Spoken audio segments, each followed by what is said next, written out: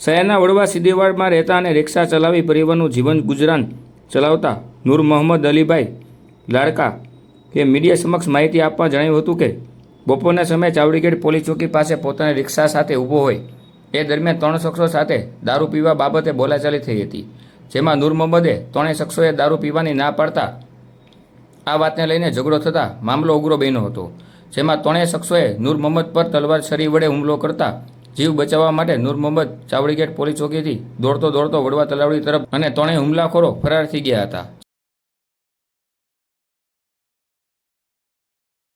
નૂર મોહમ્મદ શેખ લંકા વડવા સિદ્ધીવાડ.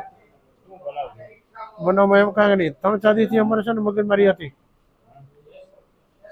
ખેલુવાસમાં. કઈ બાબતે? દારૂ પીવા બાબતે. અત્યારે શું થયું? અત્યારે કાંઈ નહીં, એટલે મેં ના પાડી તો કે હું તને ધ્યાનમાં રાખીશ.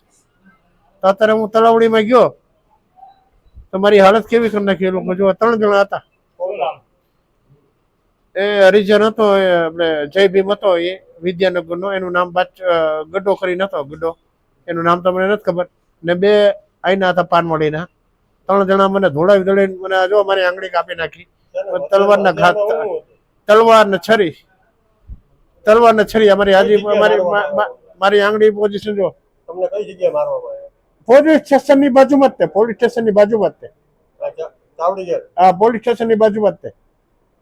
પોલીસ સ્ટેશનની બાજુમાં જ તે.